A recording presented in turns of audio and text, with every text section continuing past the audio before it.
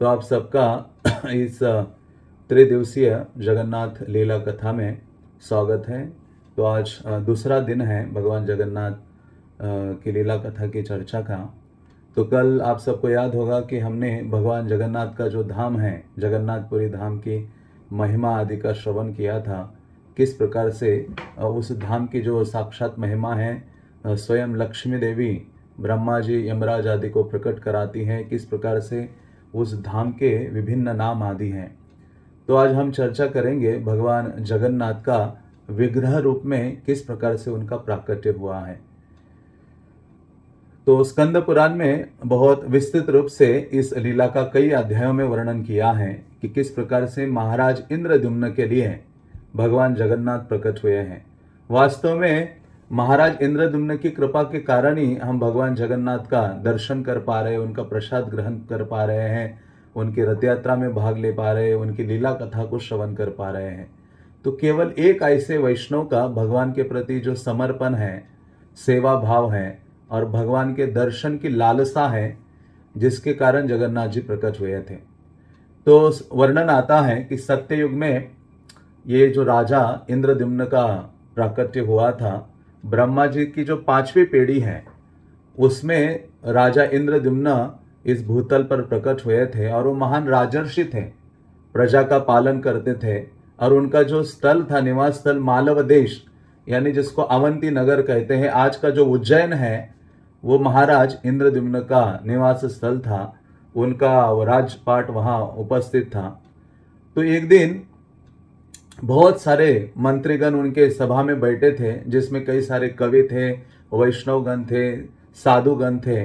तो उस समय महाराज इंद्रद्युम्न ने एक प्रश्न पूछा सबको। उन्होंने कहा, यत्र साक्षात जगन्नाथ पश्यामि तेन चक्षुषा। ये स्कंद पुराण में वर्णन आता है।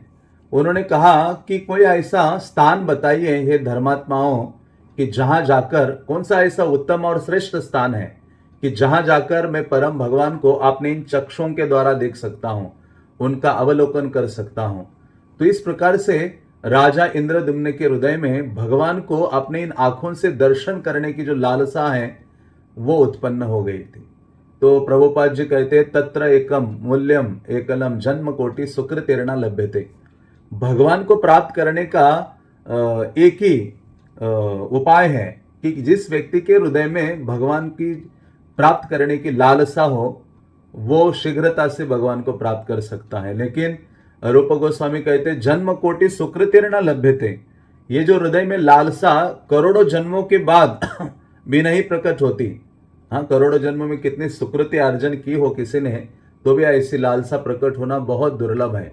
इसलिए जगन्नाथपुरी में एक लीला आती है कि चैतन्य महाप्रभु जब जगन्नाथ जी का दर्शन करने के लिए जाते थे मंदिर के अंदर, तो चैतन्य महाप्रभु गरुड़ स्तंभ के निकट खड़े होकर जगन्नाथ का दर्शन करते हैं और भगवान जगन्नाथ का दर्शन करते थे, एकटक भगवान को देखा करते थे। तो एक दिन बहुत भीड़ था, बहुत भीड़ हो गई थी। तो उस समय चैतन्य महाप्रभु दर्शन करने के लिए खड़े हो गए और बहुत लोग आ रहे थे, जा रहे थे। तो उनमें से एक वृद्ध स्त्री है, उसके हृदय में जगन्नाथ को देखने की इतनी अधिक लालसा थी कि उसने क्या किया, एक हाथ उसने गरुड़ स्तंभ पर रखा और वो चढ़ गई। चैतन्य महाप्रभु जो सन्यासी थे, उनके कंधे में अपना पांव रखा और गरुड़ स्तंभों को ऐसे पकड़कर सामने दूर जगन्नाथ जी हैं, उनको देखने लगी। तो चैतन्य महाप्रभु का जो सेवक है गोविंद, वो बड़ा आश्चर्यचकित होता है और वो क्या करता है, उसको शीघ्रता से नीचे उतारता है। तो चैतन्य महाप्रभु इससे खुश नहीं होते।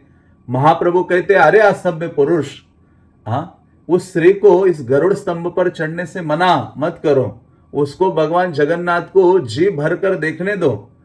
और उस स्त्री को बाद में पता चला कि मैंने तो चैतन्य महाप्रभु के कंधे पे पांव रखा था।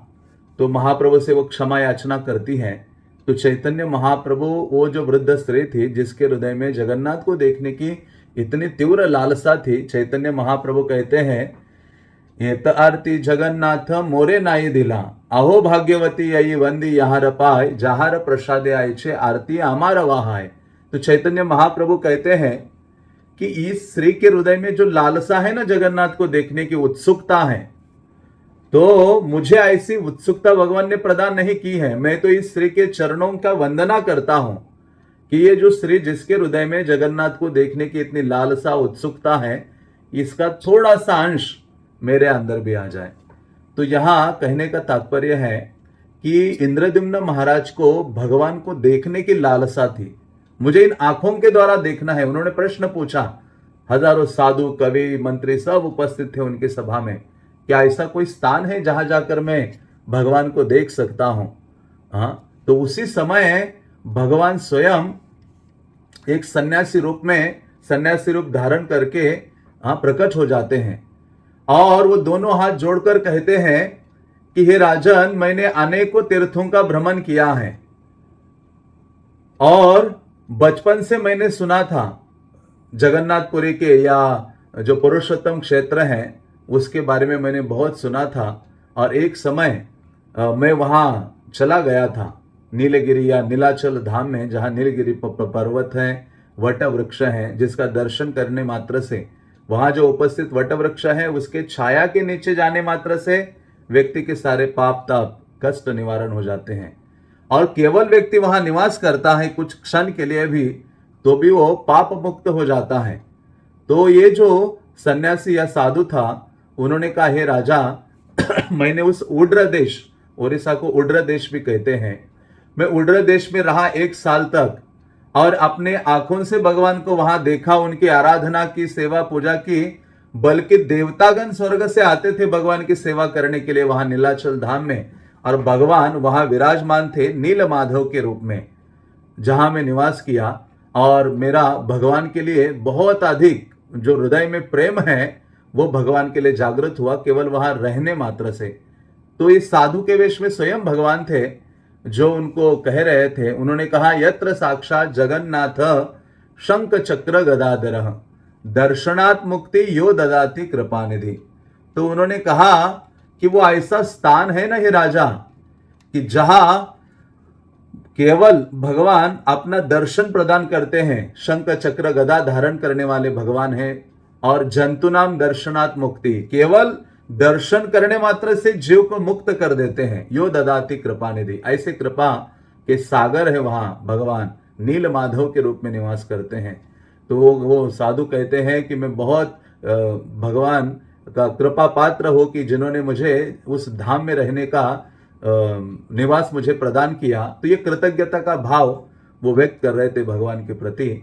और उन्होंने कहा, जहां जहां मैं अभी भ्रमण करता हूं वहां वहां मेरे परम प्रभु का दर्शन कर पाता हूं। तो उन्होंने कहा, हे राजा, मेरी आपसे प्रार्थना है कि आप सदैव कृष्ण का स्मरण करो, उनके नामों का उच्चारण करो। बल्कि मैं ये सारा उपदेश आपको दे रहा हूं, जो बता रहा हूं, इसके पीछे मेरा कोई उद्देश्य नहीं है कि मैं ये सारी बातें आपको सुना रहा हूं। वो साधु कहते हैं महाराज इंद्रद्युम्न को कि इसके पीछे मेरा उद्देश्य नहीं है कि इसके बदले में आप मुझे कुछ धन दोगे या कुछ सुविधा प्रदान करोगे। तो ये सब बोल के वो जो साधु था अचानक अंतर्धान हो जाता है उस सभा से। इसलिए वहां शब्द यूज होता है अंतर्धान जगामाशु, मतलब साक्षात भगवान ही थे वो, जो साधु के रूप में प्रकट हुए थे। राजा परम विस्मिता, और वो अप्रकट अंतर्धान हुए तो राजा इंद्रद्युम्न बहुत आश्चर्यचकित हो गए ये देखकर। और उस समय राजा उठे और उन्होंने कहा कि मेरी सहायता करने के लिए आप तत्पर हो जाइए। उन्होंने अपने सभा में संबोधित किया कि आप में से कौन है जो मेरी सहायता कर सकता है। हाँ, भगवान का दर्शन मुझे प्राप्त करना है। हाँ, क्योंकि मैं अभी मोक्ष पुरुषार्थ को प्राप्त करने जा रहा हूं। तो उस समय वहां के जो उनके मंत्री थे उन्होंने कहा, मेरा जो भाई है विद्यापति वो आपकी सहायता करेगा। विद्यापति, उन्होंने कहा, ये सहायता करेगा और भगवान को प्राप्त करने के लिए आपकी सेवा में वो लग जाएगा। तो ये जो विद्यापति थे जो निकल पड़ते हैं उस स्थान से, उज्जैन से, भगवान का ये जो वर्णन उन्होंने सुना था, उड्र देश में है, भगवान नील माधव के रूप में है, देवतागण उनकी पूजा के लिए आते हैं। तो ऐसा स्थान कहाँ है, कहाँ ये हो रहा है? तो सब जगह अलग अलग लोग जाते हैं, लेकिन विद्यापति भी निकल पड़ते हैं। और विद्यापति अपनी यात्रा शुरू करते एक पुष्पक रथ को लेकर, और उनके मन में जैसे उन्होंने उज्जैन को छोड़ा तो ये विद्यापति केवल अपने मन में भगवान की लीला कथा महिमा का विचार करने लगे और रथ पर आरूढ़ होकर निकले और उन्होंने मग्न होकर बोल उठे। उन्होंने कहा, अहो में सफलम जन्म सुकल्या शर्वरी च में द्रक्षामि यद भगवतो मुख पद्मम अघापहम। वो कहते हैं, आज मेरा जन्म मनुष्य रूप या मनुष्य जन्म प्राप्त करना सफल हो गया है। हाँ, मेरे जीवन में अंधकार दूर हो गया है, सुप्रभात उदित हो गई है, क्योंकि मैं शीघ्रता से भगवान के मुख कमल का दर्शन करूंगा, जिनके मुख कमल का दर्शन करने मात्र से व्यक्ति के सारे पापों का नाश हो जाता है। हाँ, ये ऐसा वो कह रहे थे और निकल पड़े थे यात्रा में।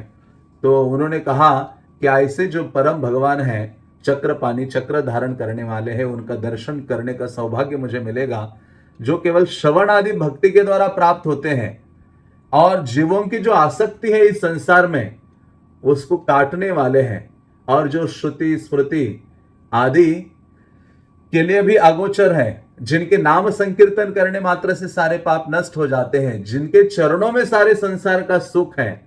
वो कहते जिनके रोमकूप से सारे ब्रह्मांड उत्पन्न हो रहे हैं, और ऐसे परम भगवान का मैं दर्शन करने जा रहा हूं, उनको ढूंढने जा रहा हूं, और वो मुझे दर्शन उनका होगा तो मैं भगवान को उनको रत्न बनाऊंगा और सदैव अपने आंखों में रखूंगा। तो इस प्रकार से दर्शन करने की ये जो भावना है उनके हृदय में हो रही थी विद्यापति के, जो बल्कि ढूंढने के लिए निकल पड़े थे। तो विद्यापति ऐसे भ्रमण करते करते पूर्व की ओर आते हैं और उत्कल में पहुंचते हैं। हाँ, ये जो ओडिशा है उत्कल स्थान, और वहां एक विराट विशाल नदी को देखते हैं, महानदी। और महानदी को देखकर महानदी में वो स्नान आदि करते हैं, और महानदी को पार करने के पश्चात वो एकाम्र क्षेत्र जाते हैं। एकाम्र क्षेत्र मीन्स भुवनेश्वर का दूसरा नाम है एकाम्र क्षेत्र शास्त्रों में। मतलब वहां एक इतना विशाल आम का वृक्ष था, कई योजन बड़ा था, और जो शिवजी का लीला स्थली है। भगवान शिवजी शाश्वत रूप से भुवनेश्वर में निवास करते हैं। तो ये जो विद्यापति है वहां पहुंचता है और वहां से देखता है दूर से विशाल नील पर्वत उनको दिखाई दे रहा था। तो ऐसे नील पर्वत को जब उन्होंने देखा विद्यापति ने, और विद्यापति आगे आगे अपना रथ लेकर निकल पड़े, और जैसे ही शंख क्षेत्र जो नीलाचल धाम है उस क्षेत्र में जैसे पहुंचते हैं तुरंत नीचे उतर जाते हैं और दंडवत प्रणाम करने लगते हैं। नीलाचल धाम की जो धूली है लेकर अपने शरीर में लगाने लगते हैं, लोटपोट हो जाते हैं, नील माधव के नामों का उच्चारण करने लगते हैं। और जब वो बहुत थक गए थे तो थकावट के कारण, क्योंकि उन्होंने नदियाँ पहाड़ कठिन रास्ता आदि पार किया था और उसके पश्चात वो वहाँ पहुँचे थे, तो जब वहाँ पहुँचे थे बहुत थक गए थे और थकने के बाद थोड़ा सा आराम करने लगे, विश्राम करने लगे, उनको थोड़ी नींद आ गई। और नींद आ गई तो अचानक उनको आवाज़ें सुनाई दी, लोगों की सुनाई दी कि कुछ लोग हैं जो भगवत भक्ति विषयक चर्चाओं में निमग्न हैं। तो ये सुनकर उनका जो हृदय है आनंद से नाचने लगा, और धीरे धीरे जहां से ये आवाज आ रही थी लोगों की जो भगवान की लीला कथा का चर्चा कर रहे थे, वो स्वर वो जाने लगे। और दूर से उन्होंने देखा कि अरे कोई एक बस्ती नजर आ रही है। हाँ, ये जो एक ट्राइब है शबर, हाँ, शबर जाति के जो लोग हैं, शबरों का वासगृह उनको दिखाई दिया, हाँ, जो चारों ओरों से वृक्षों से घिरा हुआ था और जो शबरालय के नाम से प्रसिद्ध था। तीर्थयात्री ने वर्णन किया था कि वहां जहां भगवान विद्यमान है वहां शबरालय है। तो जैसे ही इन्होंने वहां निकट पहुंचने लगे तो देखा कि वहां के जो निवासी है वो साधारण नहीं है। शंख चक्र गदा पद्म धारिनो ददृशे नरान। उन्होंने देखा, अरे ये क्या दिख रहा है मुझे, ये जितने यहाँ नीलाचल के लोग जो दिख रहे हैं मुझे शबर वस्ती में शबरालय में, ये तो ऐसे हैं जिन्होंने शंख चक्र गदा धारण किए हुए हैं, चतुर्भुज दिखाई दिए उनको। तो इन्होंने तुरंत अपने उससे उतर जाते हैं रथ से, और उनको क्या करते हैं, साष्टांगम प्रणिपत्य च, साष्टांग दंडवत प्रणाम करते हैं। हाँ, तो इस प्रकार से मानो भगवान के धाम के जो धामवासी है ना, जब उनके प्रति आदर सम्मान सेवा का भाव होता है तो भगवान हमारे जीवन में सरलता से प्रकट हो जाते हैं। या भगवान का जो दर्शन है वो सरल हो जाता है, क्योंकि भगवान अपने भक्तों के द्वारा बंधे हुए हैं उनके सेवा के द्वारा। तो इसलिए कभी भी किसी धाम में जाते हैं तो वहां के जो निवासी है उनके प्रति सदैव आदर, सम्मान और सेवा का भाव होना चाहिए। उनको कदापि बाह्य दृष्टि से नहीं देखना चाहिए, उनको भौतिक दृष्टि से हमें नहीं देखना चाहिए। सदैव ये समझना चाहिए कि यहाँ के जो निवासी हैं भगवान जगन्नाथ के बहुत निकटतम है, भगवान के अपने लोग हैं। और वास्तव में वैसा ही है, भगवान अपने पार्षदों को वहां जन्म प्रदान किया है जगन्नाथपुरी धाम में, और ऐसे अपने पार्षदों से, अपने ऐसे प्रिय भक्तजनों से वो सेवा स्वीकार करते हैं। तो इसलिए कदापि उनके प्रति अपराध का भाव नहीं होना चाहिए। हाँ, भौतिक दृष्टिकोण हमारा उनके प्रति नहीं होना चाहिए। सदैव जगन्नाथ के सेवकों को आदर सम्मान का भाव प्रदान करना चाहिए, और ये हृदय में भाव रखना चाहिए कि भगवान के अपने लोग हैं, भगवान के बहुत निकटतम हैं। मैं तो अधम पतित पापी, कहाँ किसी संसार के किसी कोने में मुझे जन्म दिया है, और मैं अपने मन शस्त्रानि इंद्रियानि प्रकृति स्थानी कर्षति, इस संसार को भोगने के लिए अपने मन और इंद्रियों के साथ संघर्ष कर रहा हूं। हाँ, तो इस प्रकार से विद्यापति उन वैष्णवों के निकट गए, उनसे हरि कथा का श्रवण करने लगे।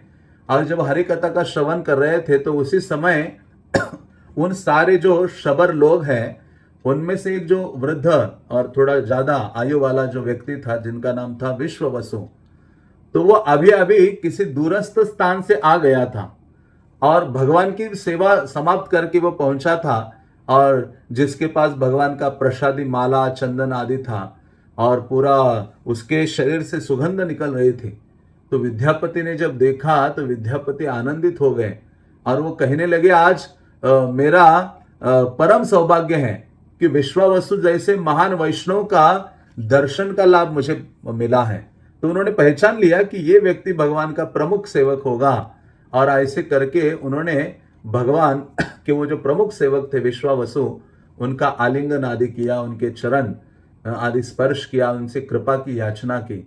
तो उन्होंने, जो विश्वावसु थे, उन्होंने देखा कि ये तो एक अतिथि है, हमारे यहाँ आया है निवास करने के लिए, तो इसलिए उन्होंने वहां उनको निवास स्थान प्रदान किया और प्रसाद आदि दे दिया भगवान का, और वो वहां रहने लगे उनके घर में।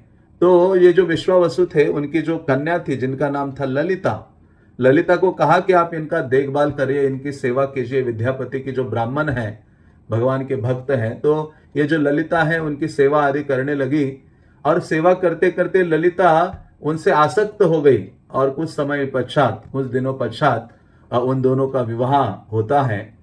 तो ये जो विद्यापति है वहां निवास करने लगते हैं। तो एक दिन प्रतिदिन देखते हैं कि ये जो विश्वावसु है वो कहाँ जाते हैं, और वापस आते तो बहुत सारे प्रसाद लेकर आते हैं, ऐसे अद्भुत अद्भुत व्यंजन जिनसे सुगंध निकलने लगता है, और माला, चंदन आदि इनके शरीर में देखते हैं। तो विद्यापति सोचते हैं कि ये कौन से स्थान में जाते हैं। तो विद्यापति अपनी जो पत्नी है ललिता, जिनको कहती है कि आप अपने पिता को कहो कि आप मुझे भगवान का दर्शन करने के लिए ले जाइए। तो विश्वावसु तो बिल्कुल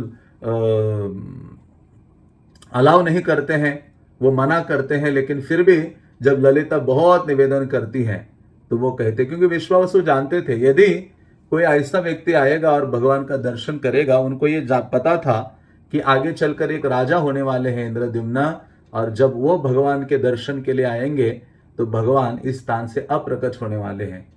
तो ये भगवान राजा का सेवक ही है विद्यापति, जो आया था भगवान को ढूंढने के लिए, ताकि बाद में जो महाराज इंद्रद्युम्न है वो भगवान का दर्शन कर सके। तो ऐसे विश्वावसु चिंतित थे थोड़े से, क्योंकि वो सोच रहे थे कि मैं विद्यापति को ले जाऊंगा भगवान का दर्शन करने के लिए इस नीलाचल पहाड़ के ऊपर, जो जंगल से घिरा हुआ था, और ऊंचे स्थान में वो भगवान नील माधव की सेवा करते थे। तो जगन्नाथ जी प्रकट होने से पहले नीलाचल धाम में नील माधव थे, नील वर्ण के भगवान, जिनके चतुर्भुज रूप उनका था, बहुत सौंदर्यमान विग्रह थे, जिनकी सेवा करने के लिए देवतागण आते थे। तो ऐसे बाद में वो उनका निवेदन स्वीकार करते हैं विश्वावसु, और विद्यापति को लेकर जाते हैं, और विद्यापति को निवेदन करते हैं कि आपकी आंखें मैं बंद करूंगा, और आपको मेरे साथ चलना है, वहां दर्शन करके फिर आके आपकी बांध दूंगा बंद करूंगा और आपको वापस ले आऊंगा। तो जब ये निकल रहे थे तो ललिता ने थोड़े से सरसों के दाने दिए थे उनके पास छुपा कर। तो विश्वावसु जब उनको ले गए उस पहाड़ से ऊपर भगवान नील माधव का दर्शन करने के लिए, तो जाते जाते थोड़ा थोड़े सरसों के दाने वो गिराते हुए जा रहे थे। और वहां ऊपर पहुंचे तो वहां उन्होंने आंखों से पट्टी हटाई उनकी, और वो देखकर चकित हो गए। अद्भुत भगवान का सौंदर्य। और वहां जो रोहिणी कुंड है, क्योंकि जो रोहिणी कुंड है ना, आज भी है जगन्नाथपुरी में छोटा सा स्थान। तो जो रोहिणी कुंड है, प्रलय कालीन का जो सारा जल है, हाँ, उसमें से निकलता है और फिर उसमें चला जाता है। बहुत पवित्रतम वो स्थान है। इसलिए जगन्नाथपुरी में जो पंच तीर्थ है, ऐसे कहते हैं कि जगन्नाथपुरी में जाकर इन पंच तीर्थों में स्नान करना चाहिए। श्वेत गंगा है, मार्कंडेय सरोवर है, रोहिणी कुंड है, नरेंद्र सरोवर है, और ये जो समुद्र है तीर्थराज, कहते हैं इसमें जरूर एक व्यक्ति को स्नान करना चाहिए। तो ऐसा ये सब रोहिणी कुंड आदि देखा, भगवान का दर्शन आदि किया, तो भगवान की स्तुति की, प्रणाम किया, हरि नाम का उच्चारण किया और भगवान का प्रसाद स्वीकार किया। और रात्रि हो गई तो वो वापस आते हैं विष्णु निर्माल्य भोगे ने क्षीयते पाप सम्मति। तो ऐसे कहा जाता है, यदि कोई व्यक्ति भगवान का जो उच्छिष्ट है, उसको स्वीकार करता है, तो उसके जो सारे पाप ताप हैं वो पूर्ण रूपेण नष्ट हो जाते हैं। और विश्वावसु ने कहा कि देखो, भगवान अप्रकट होने वाले हैं, क्योंकि आप यदि जाकर राजा इंद्रद्युम्न को बताओगे तो भगवान इस स्थान से अप्रकट होने वाले हैं, क्योंकि इस प्रकार की जो भविष्यवाणी है मैंने सुनी थी। लेकिन भगवान अपने दूसरे रूप में नीलाचल धाम में फिर से प्रकट होने वाले हैं। तो जब ये विश्वावसु और विद्यापति वापस आते हैं, और विद्यापति क्या करते हैं, भगवान नील माधव का जो माला है वो अपने साथ लेकर ओडिशा से निकल पड़ते हैं उज्जैन की ओर, राजा इंद्रद्युम्न को बताने के लिए कि मुझे भगवान नील माधव के दर्शन हो गए हैं इन चर्म चक्षुओं से, आप भी चलिए और भगवान का दर्शन कीजिए। तो ये विद्यापति तो निकल पड़े उज्जैन की ओर, लेकिन यहाँ बहुत बड़ा तूफान आ जाता है, आंधी आ जाती है, और ऐसा होकर उस समय भगवान के जो विग्रह थे नील माधव, उस स्थान से अप्रकट हो जाते हैं। विश्वावसु बहुत क्रंदन करते हैं, दुखी हो जाते हैं। वो कहने लगते हैं कि मैंने शायद कोई बहुत बड़ा अपराध आदि किया है। तो यहां जब विद्यापति वापस पहुंचे उज्जैन में महाराज इंद्रद्युम्न के पास, और भगवान के सौंदर्य का वर्णन किया, महाराज इंद्रद्युम्न आनंदित हो जाते हैं। और जब महाराज इंद्रद्युम्न तुरंत उस माला को स्वीकार करते हैं, उस भगवत जो माला भगवान की लेके आए थे उसको स्वीकार करते हैं और सुगंध उसका ग्रहण करते हैं, और उनको ये माला को देखने मात्र से अश्रु प्रवाह उनके आंखों से होने लगता है। राजा बहुत चाह कर रहा था भगवान का दर्शन करने की। तो जब तैयारी कर रहे थे निकलने की, अपने राज्य को त्याग कर महाराज इंद्रद्युम्न निकलने लगे, तो उसी समय नारद मुनि का वहां आगमन होता है। तो नारद मुनि आते तो महाराज इंद्रद्युम्न उनके चरणों की सेवा करते हैं, और वो कहते हैं कि हे नारद जी, मेरा परम सौभाग्य है, आप जैसे महान भक्त का दर्शन मुझे हो रहा है। इसलिए आप क्या कीजिए, मुझे आज श्रवण कराइए, भगवत भक्ति की क्या महिमा है उसका श्रवण कीजिए। तो उस समय जो नारद मुनि हैं उनको भक्ति की महिमा का वर्णन करते हैं, और भक्ति तामसी, राजसी, सात्विकी आदि का वर्णन करते हैं। और वो कहते हैं भगवत भक्ति कैसे होनी चाहिए, अन्याभिलाषितः शून्यम। कोई अभिलाषा नहीं होनी चाहिए, केवल भगवत प्रसन्नता की अभिलाषा ही एकमात्र अभिलाषा होनी चाहिए। तो ऐसे कई सारा उपदेश प्रदान करते हैं। और राजा ने कहा कि अभी हमें चले जाना चाहिए उड्र देश में, जहां जाकर भगवान का मुझे दर्शन करना है। तो महाराज इंद्रद्युम्न को अभी पता नहीं था कि भगवान वहां अप्रकट हो गए हैं, नील माधव अभी अप्रकट हो गए हैं। तो उन्होंने सारे अपने अवंतीवासी जो प्रजाजन हैं उन सबको बताया कि आप चलिए हमारे साथ। तो सारे प्रजाजनों ने उस स्थान को त्याग कर दिया, राजा, सारी रानियां, सब लोग निकल पड़े। सब इसलिए निकले केवल भगवान को दर्शन करने की लालसा थी। और ये सारे लोग निकल पड़े, नारद भी साथ में थे, और ऐसे अपना भ्रमण प्रवास करते करते ओडिशा ओडिशा का जो महानदी है, हाँ, आज आप जाएंगे तो कटक के पास महानदी है, उसके तट पर ये पहुंचते हैं और वहाँ निवास करते हैं। महाराज इंद्रद्युम्न वहाँ स्नान आदि करते हैं और स्नान करने के पश्चात ओडिशा का जो राजा था उन दिनों वो आकर मिलता है और इतना आनंदित होता है और महाराज इंद्रद्युम्न उनका स्वागत करते हैं। तो महाराज इंद्रद्युम्न को वो कहते हैं कि हे राजा, भगवान, मैं आपको एक बहुत बुरी न्यूज़ दे रहा हूं कि भगवान नीलमाधव अभी अप्रकट हो गए हैं। तो ये तुरंत बहुत दुखी हो जाते हैं। वो कहते हैं कि मैंने क्या ऐसा पाप कर्म किया है जिसके कारण भगवान मुझे दर्शन नहीं दे रहे हैं और मैं पहुंचने से पहले ही अप्रकट हो गए हैं। तो लेकिन फिर भी नारद मुनि कहते हैं कि आपको चलना है। तो नारद मुनि की सहायता से, आज्ञा से महाराज इंद्रद्युम्न महानदी के पार जाते हैं। तो वो स्थान आता है एकाम्र क्षेत्र, जिसको भुवनेश्वर कहते हैं या चक्र क्षेत्र कहते हैं। तो वहाँ शिवजी लिंगराज महादेव के रूप में विराजित है। शिवजी वहाँ, क्योंकि ये जो भुवनेश्वर है वो जगन्नाथपुरी का गेटवे है। क्योंकि वो जगन्नाथपुरी जो धाम है उसका गेट है भुवनेश्वर। तो जब भी किसी को जाना होता है या जाता है व्यक्ति जगन्नाथपुरी, तो उसको निश्चित रूप से सबसे पहले भुवनेश्वर जाना चाहिए और वहां जाकर जो लिंगराज महादेव है शिव जी, सारे शिवलिंगों का प्रमुख है, ऐसे उनका दर्शन करके ही अंदर प्रवेश करना चाहिए जगन्नाथपुरी में। श्रील प्रभुपाद की गुरु महाराज भक्ति सिद्धांत सरस्वती जब भी जाते थे जगन्नाथपुरी में तो वो निश्चित रूप से लिंगराज महादेव का दर्शन करते थे। और कभी कभी ट्रेन से जब निकलते थे तो भुवनेश्वर रेलवे स्टेशन में उतर के प्लेटफॉर्म पर ही लिंगराज महादेव को दंडवत प्रणाम करते थे, क्योंकि क्षेत्र की रक्षा करने का दायित्व भगवान जगन्नाथ ने शिव जी के पास दिया है और आपने भक्तों को बहुत निकट रखा है। इसलिए भक्ति सिद्धांत सरस्वती कहा करते थे कि वैष्णव की कृपा से ही हम धाम में प्रवेश कर पाते हैं। वैष्णव और गुरु की कृपा से ही धाम को समझने की योग्यता हमारे अंदर आती है। हाँ, इसलिए एक बार भक्ति सिद्धांत सरस्वती महाराज जगन्नाथ मंदिर में दर्शन कर रहे थे और वो गरुड़ जी के पास से दर्शन कर रहे थे। गरुड़ स्तंभ है जिसके नीचे खड़े होकर, गरुड़ जी ऐसे ऊपर है, उनके नीचे खड़े होकर जगन्नाथ का दर्शन कर रहे थे। तो उस समय उनके एक शिष्य ने पूछा, गुरुदेव आप ऐसा क्या यहाँ से क्यों दर्शन कर रहे हैं? तो उन्होंने कहा, मेरे में क्या योग्यता है जगन्नाथ मुझे देखे? जगन्नाथ तो आनंदित होते हैं अपने सेवक गरुड़ को देखने के लिए। भगवान के सामने गरुड़ विराजमान है तो जगन्नाथ जी बारंबार उन्हीं को ही देखते हैं और उन्हीं को देखते देखते थोड़ा सा मैं गरुड़ जी की चरणों का आश्रय लेके यहाँ खड़ा हूँ। तो उनकी कृपा से भगवान मेरे ऊपर भी कृपा दृष्टि करेंगे। तो ये भाव उनका था। तो उसी प्रकार से जब शिवजी के उस स्थान में जाते हैं महाराज इंद्रद्युम्न नारद के साथ और वहाँ जो सरोवर है, वहाँ स्नान आदि करते हैं, बिंदु सरोवर है और स्नान आदि करते हैं, शिवजी की आराधना करते हैं और शिवजी प्रकट हो जाते हैं।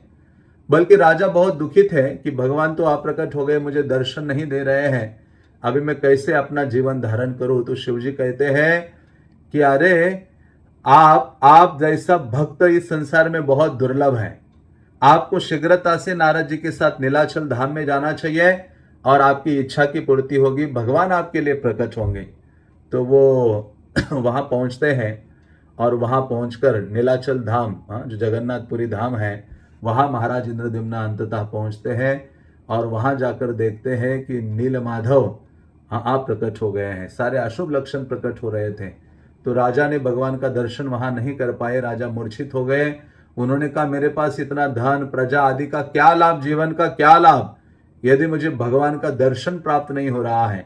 तो नारद मुनि ने उनको सांत्वना प्रदान की। नारद ने कहा, आप चिंता मत करो, आपके लिए भगवान विशेष अपना स्वरूप प्रकट कराएंगे और आपको उनके लिए विशाल मंदिर का निर्माण करना होगा और भगवान प्रकट होकर सारे जगत को अपने दर्शन के माध्यम से मुक्त कराएंगे। तो इस प्रकार से वो कहते हैं, क्योंकि ये जो नीलमाधव का रूप है वो यमराज को चिंता पड़ी थी कि मेरा क्या होगा, जब सब लोग दर्शन करेंगे मुक्त हो जाएंगे तो मेरे पास क्या सेवा होगी। तो यमराज की चिंता के कारण भगवान नीलमाधव अप्रकट हो गए थे, नारद मुनि कहते हैं। और नारद मुनि ने वो स्थान इंद्रद्युम्न को दिखाया कि देखो ये स्थान में यहाँ थे नीलमाधव, यहाँ वटवृक्ष के नीचे थे। तो महाराज इंद्रद्युम्न जाते हैं और प्रार्थना करते हैं, कई श्लोकों का उच्चारण करते हैं। कहते हैं देव देव जगन्नाथ प्रणतार्ति विनाशन त्राहि माम पुंडरीकाक्ष पतितम भव सागरे, कि हे प्रभु मैं भव सागर में गिरा हूं, आप मेरा उद्धार कीजिए।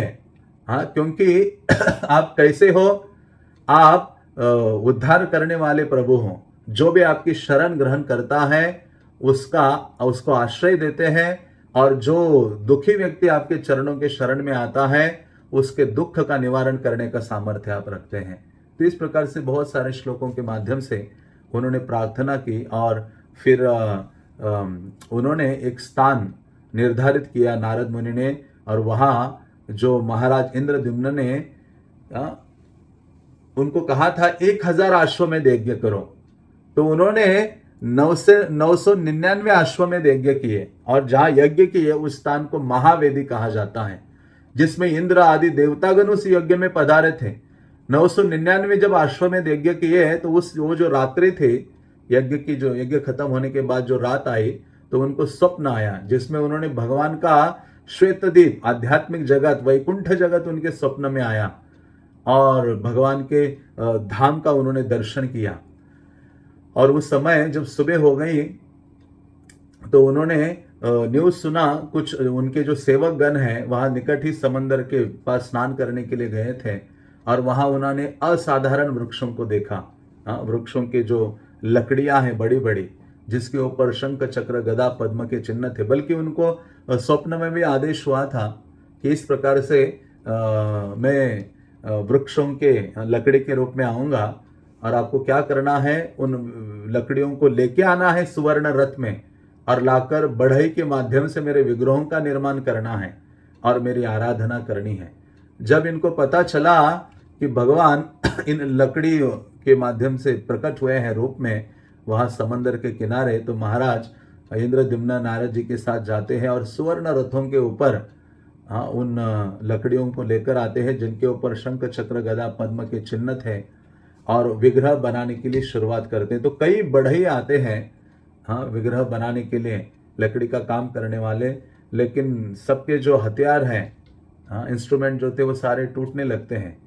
लेकिन एक व्यक्ति, शास्त्र में वर्णन है कई जगह की विश्वकर्मा, और अधिकतर वर्णन आता है कि भगवान स्वयं ही एक बढ़ई के रूप में आए थे, और उन्होंने कहा कि मुझे 21 दिन चाहिए। वृद्ध व्यक्ति का रूप धारण करके भगवान वहां पहुंचे थे कि मुझे 21 दिन चाहिए, और जहां एकांत में मुझे निवास दो, जहां मैं विग्रहों का निर्माण करूंगा, और जब मैं विग्रहों का निर्माण करूंगा, सब काम करूंगा, तो जो आवाज आएगी वो आवाज किसी ने सुननी नहीं चाहिए, नहीं तो सब लोग बहरे हो, मतलब सुनाई नहीं देगा, बहरे हो जाएंगे। तो इस प्रकार से उन्होंने कहा सबको कीर्तन करते रहना चाहिए, और जो भी मैं विग्रह बना रहा हूं इसको भी देखेगा कोई तो वो अंधा हो जाएगा। तो फिर उसके पश्चात वो जो व्यक्ति है, वो वृद्ध व्यक्ति भगवान के विग्रह का निर्माण करना शुरू करता है, और कई दिन बीतते हैं, लगभग 15 दिन बीतते हैं, तो कोई आवाज नहीं आती अंदर से। तो महाराज इंद्रद्युम्न की जो पत्नी है रानी गुंडीचा देवी, वो कहती है कि हे प्रभु, आप देखो वो वृद्ध व्यक्ति ना खा रहा है ना पी रहा है, उसकी आवाज भी नहीं आ रही है, वो शरीर तो नहीं छोड़ा उसने, आप दरवाजा खोल दीजिए। तो 15 दिन होने के पूर्व ही जो एक कमरे में वो कार्य कर रहा था, वृद्ध व्यक्ति विग्रहों को बना रहा था, निर्माण कर रहा था, जैसे दरवाजे खोल दिए तो उस समय उन्होंने देखा, क्या देखा कि भगवान के आधे विग्रह बने हुए हैं, और वो ज्येष्ठ पूर्णिमा का दिन था, जिस दिन वो कपाट उन्होंने खोले और भगवान को इंद्रद्युम्न ने अपने आंखों के सामने देखा। तो सारे आधे विग्रह थे, ना उनके चरण थे, ना पूर्ण हाथ थे, ना कुछ था। तो इतने दुखी हो गए महाराज इंद्रद्युम्न, उन्होंने आमरण उपोषण शुरू किया कि मैं अपना जीवन अभी त्यागना चाहता हूं, मैं अपराधी व्यक्ति हूं, भगवान के विग्रह बने नहीं और मैंने ऐसा कार्य किया है। तब नारद मुनि ने कहा कि अरे ये जो विग्रह आप अभी देख रहे हो ना, क्योंकि भगवान जो अभी इस दारू ब्रह्म के रूप में इंद्रद्युम्न के सामने प्रकट हुए थे, जिनके हाथ आधे आधे हाथ थे, ना चरण थे, बलदेव उनके साथ थे, सुभद्रा उनके बीच में थे, ऐसे विग्रह का दर्शन महाराज इंद्रद्युम्न ने किया और बहुत दुखी हुए थे। तो उस समय नारद मुनि कहते हैं कि ये जो विग्रह है ये जो भगवान का रूप है, स्वरूप है, स्वयं मैंने दर्शन किया था। हाँ, कब दर्शन किया था? वो कहते हैं द्वारका में मैंने इनका दर्शन किया था। भगवान इस रूप में द्वारका में प्रकट हुए थे, रुक्मिणी देवी के महल में प्रकट हुए थे। तो वो कहते हैं कि आप चिंता मत करो, ऐसे नहीं है कि भगवान के ऐसे आधे विग्रह हैं। कहते नहीं, ये जो विग्रह है ये जगन्नाथ, बलदेव और सुभद्रा देवी है। और ये जो उनका स्वरूप है बहुत अधिक दयालु विग्रह है, कृपा प्रदान करने वाले विग्रह है। उन्होंने कहा ये जो स्वरूप भगवान का मैंने देखा था, जिनकी बड़ी बड़ी आंखें थी और शरीर के सारे अंग संकुचित हो गए थे, कहते ये स्वरूप मैंने द्वारका में दर्शन किया था। और द्वारका में कहाँ दर्शन किया था उसका वर्णन नारद मुनि उनको सुनाते हैं। हाँ, तो हम सुनेंगे किस प्रकार से भगवान ये जगन्नाथ का स्वरूप सर्वप्रथम द्वारका में प्रकट किया था। विग्रह के रूप में भगवान प्रकट हुए महाराज इंद्रद्युम्न के लिए जगन्नाथपुरी में, लेकिन उससे पूर्व भगवान ने यह रूप प्रकट किया था द्वापर युग में द्वारका में। और एक लीला आती है, भगवान ने अपना ये जगन्नाथ रूप वृंदावन में भी प्रकट किया था, राधा रानी और वृंदावन वासियों के वियोग में। तो द्वारका की लीलाओं का श्रवण करते हैं कि किस प्रकार से नारद मुनि एक लीला सुनाते हैं, इंद्रद्युम्न महाराज को सुनाते हैं कि ये जो स्वरूप है इसका मैंने कहाँ और कैसे दर्शन किया है। तो वो कहते हैं कृष्ण जब द्वारका में निवास कर रहे थे, 16,108 रानियों के संग ऐश्वर्यमय महल में निवास करते थे। तो उस समय एक दिन जो रुक्मिणी देवी है, भगवान की भार्या, हाँ, भगवान की जो अंतरंग शक्ति है रुक्मिणी माता या रुक्मिणी देवी, हाँ, सारे रानियों में जो प्रमुख है द्वारका की, उन्होंने कहा कि एक दिन भगवान को पकड़ लेती है सुबह सुबह। हाँ, कि कहते हैं मेरा परम सौभाग्य है, आपकी सेवा करके मैं धन्य हो गई हूं, लेकिन जब रात्रि में शयन कक्ष में आपकी जो ये प्रलापमय वक्तव्य है वो सुनती हो तो बड़ा दुख होता है। और आप रात्रि में जब सोते हो, शयन करते हो, तो आप कभी रोते हो, कभी चिल्लाते हो, हे माता यशोदा मुझे भूख लगी है, मुझे कुछ माखन मिश्री खिलाओ, हे राधिका, हे ललिता, हे विशाखा, हे सुबल, हे मधुमंगल, ऐसा नाम उच्चारण करते हैं। रुक्मिणी कहती है कि रात भर आप ये सारे नाम उच्चारण करते, कौन है ये सारे लोग जिनके बारे में आप पूरे रात्रि में रोते हो, चिल्लाते हो, प्रलाप में बात करते हो। मैं सोच रही थी कि मैं सारे आपकी प्रेमिकाओं में सर्वश्रेष्ठ हूं, लेकिन मुझे पता अभी महसूस हो रहा है कि मैं सर्वश्रेष्ठ आपकी सेविका नहीं हूं या प्रेमिका नहीं हूं। आज मुझे उत्तर दे दीजिए, कौन है ये सारे लोग, हाँ, जिनके प्रति आपका इतना अनुराग है। तो कृष्ण उस समय सुबह सुबह निकले थे, आपने ऑफिस निकले थे, ऑफिस का मतलब है सुधर्म सभा में निकले थे बलराम आदि के साथ। तो भगवान ने कहा हे रुक्मिणी देवी, मैं वापस आकर आपको बताऊंगा। तो लेकिन रुक्मिणी देवी बहुत व्याकुल हो रही थी, वो छोड़ नहीं रही थी भगवान को। तो भगवान कहते अभी मुझे छुट्टी दे दो, आप जाकर क्या करो, रोहिणी माता को इसका उत्तर पूछो कि क्यों मेरे मुख से इतने सारे नाम निकलते हैं, रात्रि भर में ब्रजवासियों का इतना नाम उच्चारण क्यों करता हूं।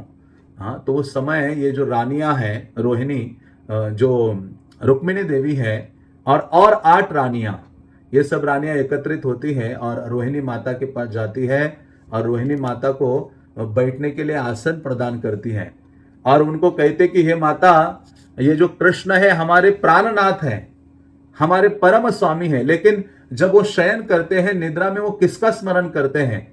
हम सारी 16,108 रानियां उनकी इतनी सेवा करती है, परंतु कभी भी जब रात्रि में जब सोते हैं तो हमारा नाम उनके मुख में कभी हमने सुना नहीं।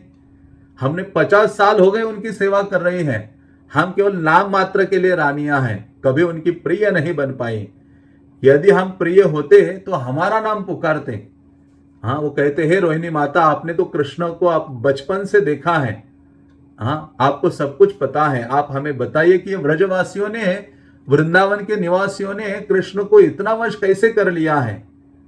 हाँ, इतना वश में कर लिया कि कृष्ण कभी उनको भूल नहीं पा रहे हैं, बल्कि वास्तव में वृंदावन वासियों का जो प्रेम है ना, वो सर्वोच्च है। ब्रज की जो भक्ति है वो सर्वोपरि है। इसलिए वृंदावन को छोड़कर जब कृष्ण मथुरा गए, हाँ, मथुरा में निवास किए, तो भी भगवान रोते थे। हाँ, कभी कभी उद्धव का हाथ पकड़कर कहते थे, उद्धव मोहे ब्रज विसरत नाय, हे उद्धव मैं वृंदावन को नहीं भूल सकता। इसलिए तो वृंदावन की हालचाल पूछने के लिए कभी उद्धव को भेजते हैं, बलराम को भेजते हैं। हाँ, तो इस प्रकार से भगवान ब्रजवासियों से इतना प्रेम करते हैं। कृष्ण कहते हैं कि ये जो ब्रजवासी है, वृंदावन के जो भक्त हैं, वो मेरे हृदय हैं।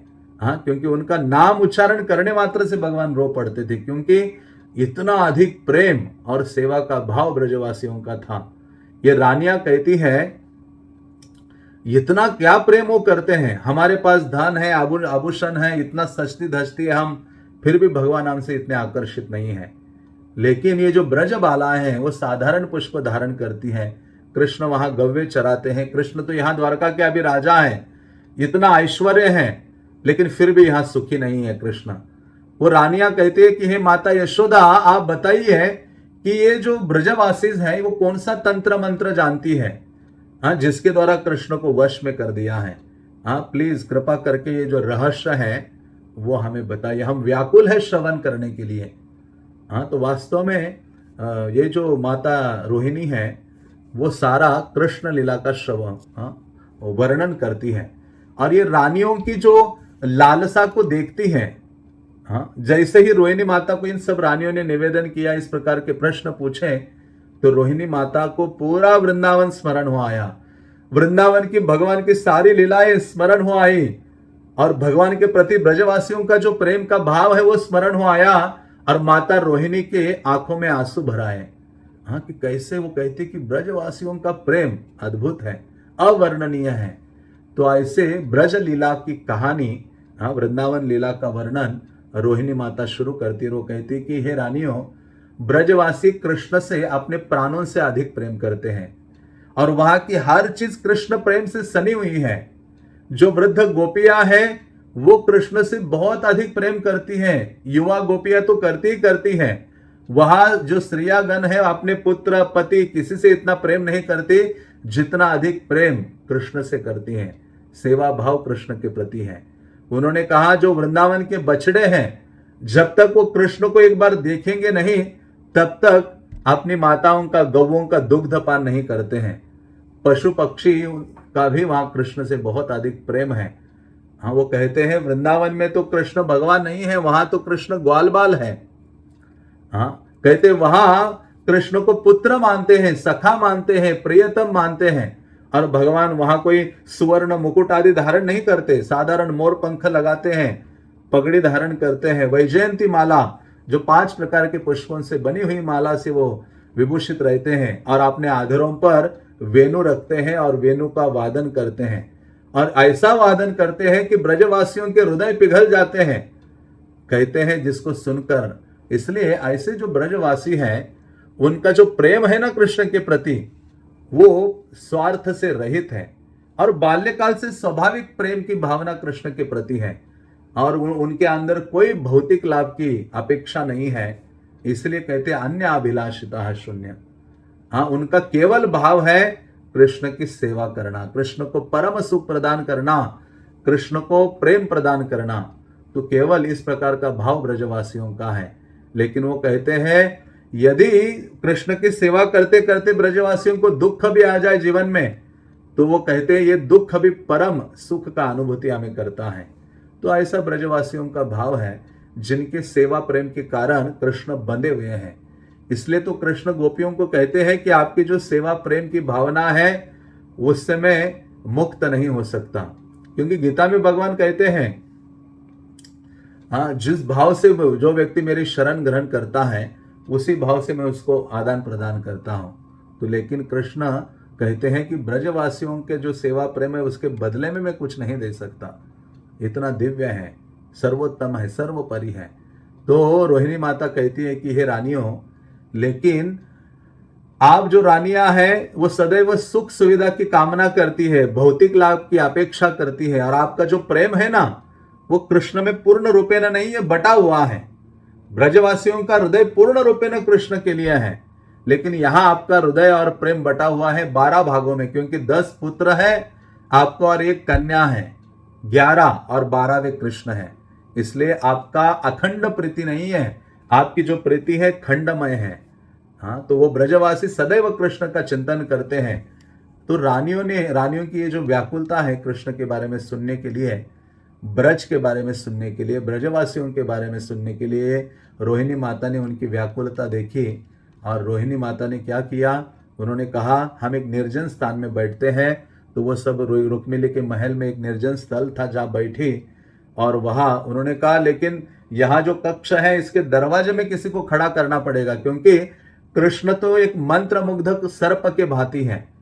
जैसे कृष्ण को पता चलेगा कि यहाँ उनकी चर्चा हो रही है, कृष्ण सब कुछ छोड़कर यहाँ आ जाएंगे, क्योंकि नारद मुनि कहते हैं यत्र गायंती मद भक्ता तत्र तिष्ठामि नारद, जहां मेरे भक्तगण मेरी लीला कथा की चर्चा करते भगवान कहते मैं वहां उपस्थित होता हूं।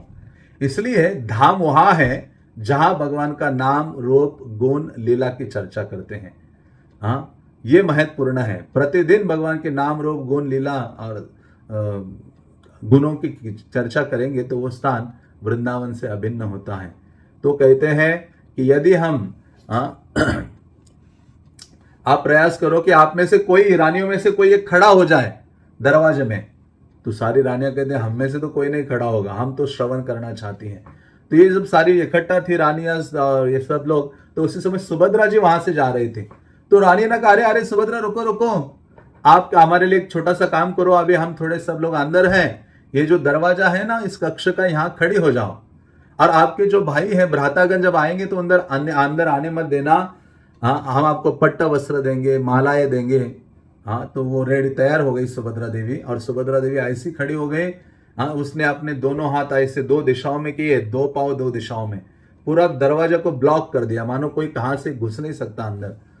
तो फिर माता रोहिणी ने बहुत विस्तृत वृंदावन का वर्णन किया और कहा कि वृंदावन वासियों ने कृष्ण को अपने 5 रसों के द्वारा बांधा है, और माधुर्य कथा को सुनकर, वृंदावन की जो मधुर मधुर लीलाओं को सुनकर रानियां आश्चर्यचकित हो जाती है, विस्मित हो जाती है।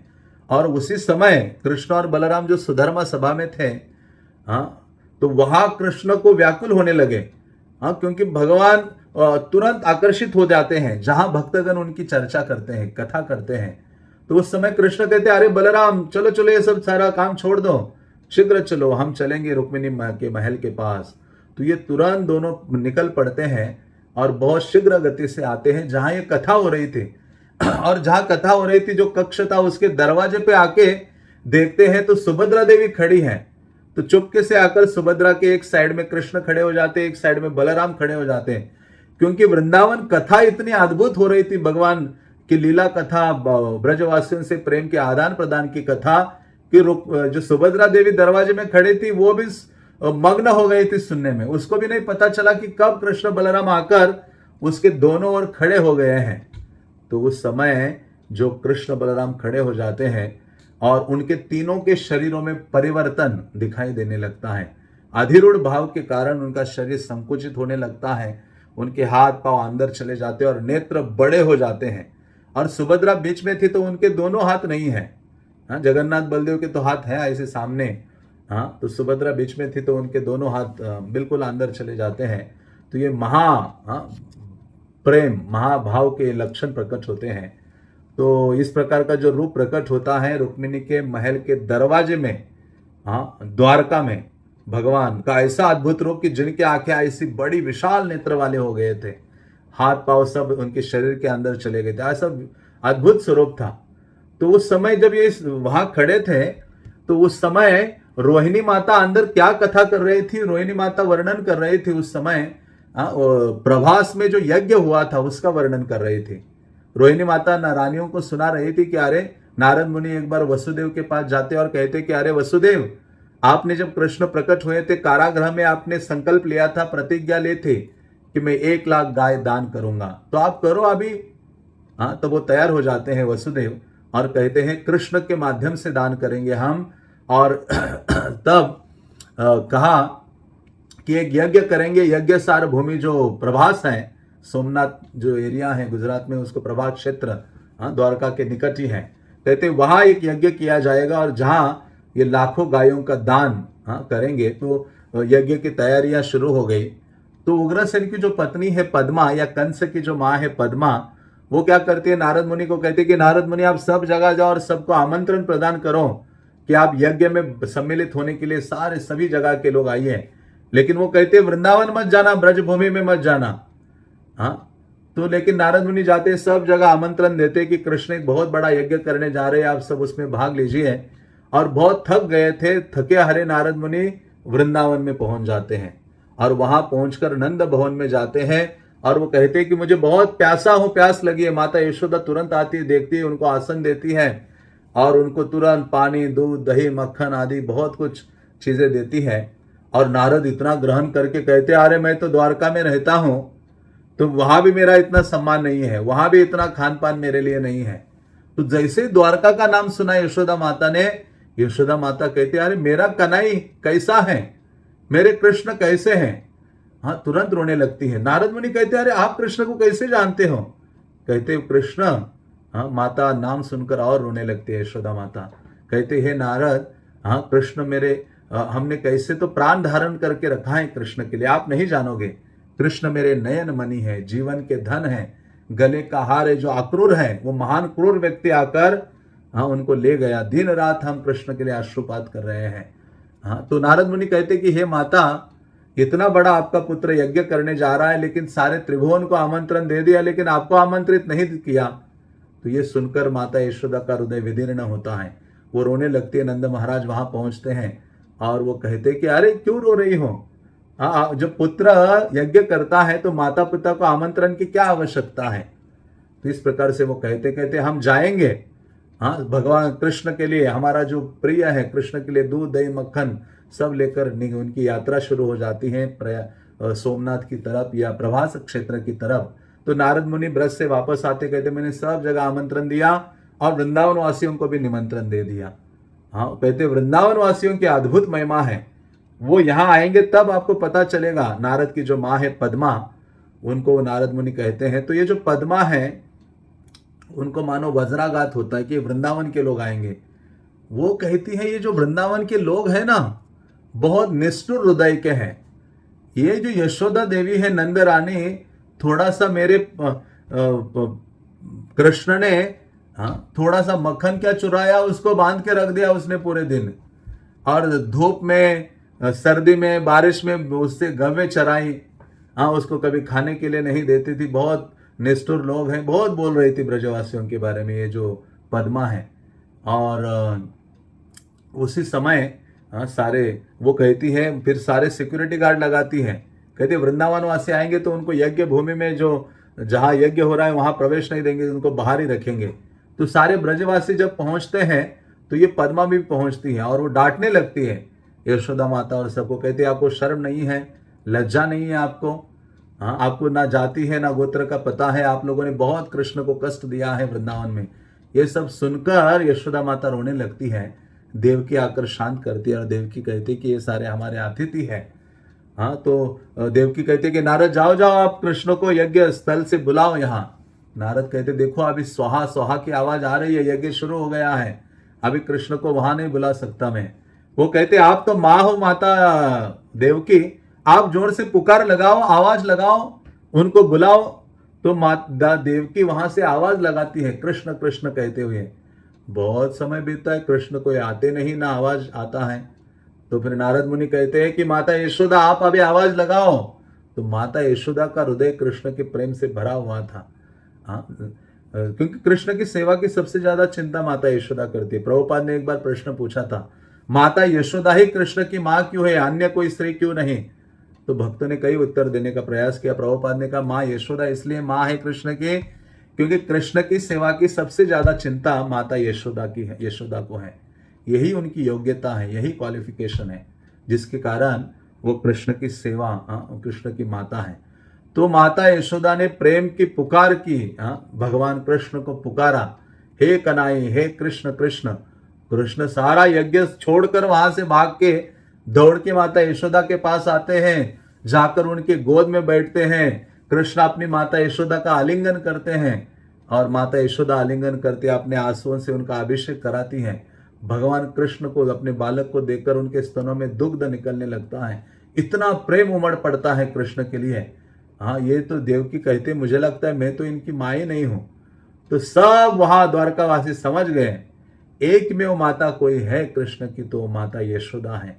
हाँ, तो इस प्रकार से आश्चर्यचकित हो जाते हैं। कृष्ण का जो प्रेम है ब्रजवासियों के प्रति, हाँ, तो ये सब ना वहाँ द्वारका वासियों ने देखा था।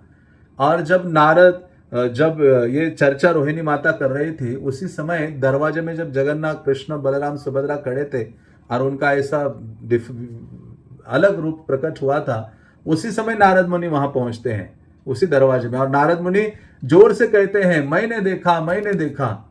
तो ये जैसे देखा तो कृष्ण ने वह आवाज सुनी और कृष्ण फिर से अपने रूप में आ जाते, कृष्ण, बलराम, सुभद्रा।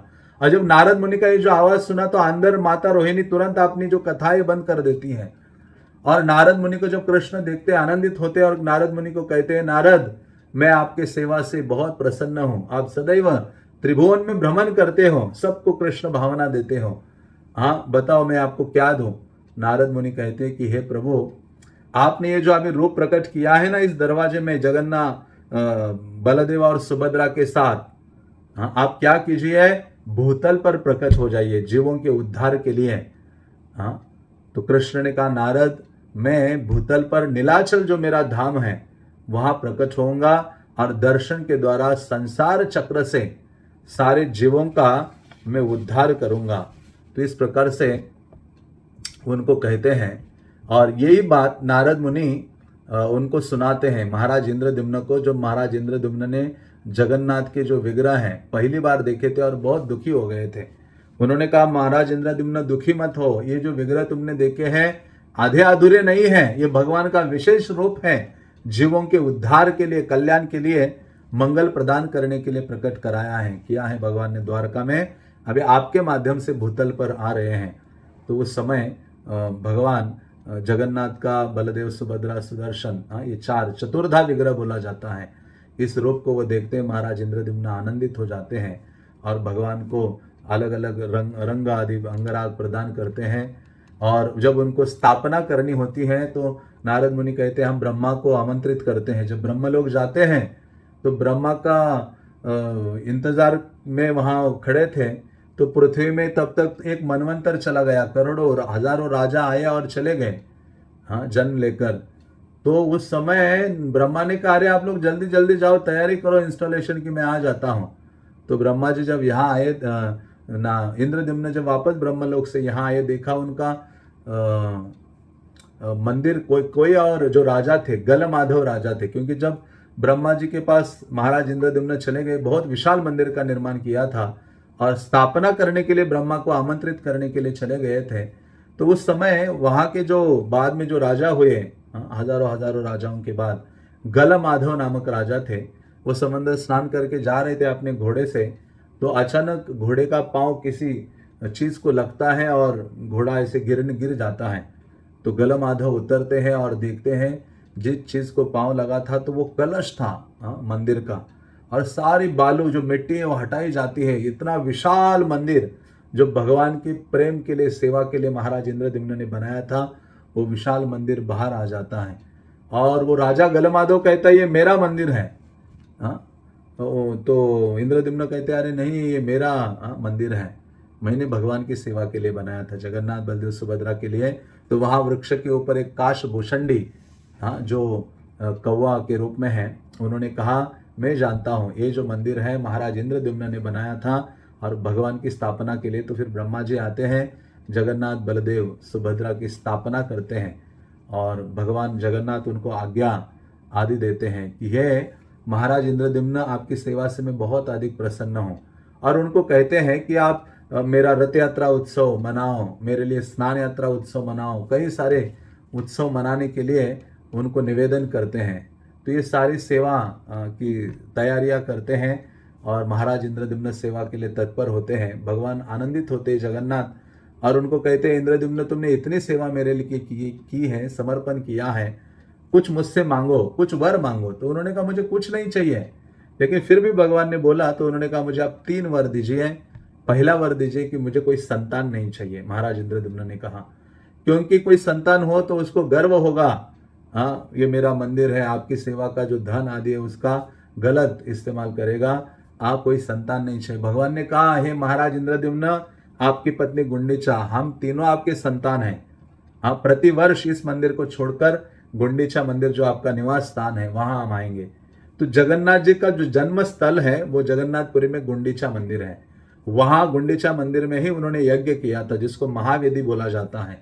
वहां ही जगन्नाथ विग्रह प्रकट हुए थे और फिर बाद में उनको यहाँ, हाँ, जिस मंदिर में हम जाकर दर्शन करते हैं जगन्नाथपुरी में, श्री मंदिर में जो विशाल मंदिर है, वहां लाया था महाराज इंद्रद्युम्न ने रथों पर विराजमान करके, और ब्रह्मा जी के द्वारा उनकी स्थापना की थी। और दूसरा वो वर मांगते हैं कि आपके दर्शन सदैव खुले होने चाहिए, आपके मंदिर के किवाड़ बंद नहीं होने चाहिए। तो भगवान वो भी मानते हैं, क्योंकि आप अधिक से अधिक जीवों को दर्शन दीजिए, दर्शन के द्वारा मुक्त करिए संसार के बद्ध जीवों को। और इंद्रद्युम्न ने कहा आपकी जो उंगलियां हैं हाथ की वो सदैव गीली रहनी चाहिए, मतलब पूरे दिन आप खाते रहिए। जब आप खाएंगे तो प्रसाद के रूप में सारे जगत को प्रसाद प्राप्त होगा और जीवों का कल्याण होगा। तो इस प्रकार से महाराज इंद्रद्युम्न ने वास्तव में अपने लिए कुछ नहीं मांगा, मांगा तो सब हमारे लिए, बद्ध जीवों के कल्याण के लिए, उद्धार के लिए। इसलिए जगन्नाथपुरी में भगवान का जो देवालय है उसका दर्शन अधिक समय के लिए खुले होते। रात को 12-1 बजे जाओ तो भी भगवान दर्शन दे रहे हैं। और दिन में कितनी बार, 8 बार भगवान खाते हैं, 56 व्यंजनों को खाते हैं। हाँ, कल हम चर्चा करेंगे भगवान के प्रसाद की महिमा के बारे में। तो इस प्रकार से भगवान महाराज इंद्रद्युम्न के लिए प्रकट हुए, उनसे सेवा स्वीकार करने के लिए, हाँ, और जगत का कल्याण के लिए। तो सार रूप में कहा जाए तो महाराज जो इंद्रद्युम्न है उनके लिए भगवान प्रकट होते हैं और प्रकट होकर अपना आशीर्वाद आदि उनको प्रदान करते हैं। और भगवान केवल इसलिए प्रकट होते हैं महाराज इंद्रद्युम्न की दर्शन की लालसा। इसलिए इस कथा से यही शिक्षा लेनी चाहिए कि भगवान को प्राप्त करने की लालसा हमारे हृदय में जागृत करनी होगी। और लालसा कैसी बढ़ेगी? साधुओं का संग करने से, भगवत कथा का श्रवण करने से, हरि नाम का श्रवण करने से ये जो लालसा है ना भगवत प्राप्ति की, वो हृदय में आएगी। और वही एकमात्र मूल्य है कृष्ण को खरीदने का, अन्य कोई मूल्य नहीं है। इसलिए जगन्नाथ जी की विशेष विशेष अनुकंपा है जगत के कल्याण के लिए। महाराज इंद्रद्युम्न के माध्यम से इस विशेष रूप में प्रकट हुए हैं। हाँ, तो हम यहाँ विराम देते हैं। कल फिर से हम मिलेंगे, भगवान जगन्नाथ की लीला कथा को कंटिन्यू करेंगे।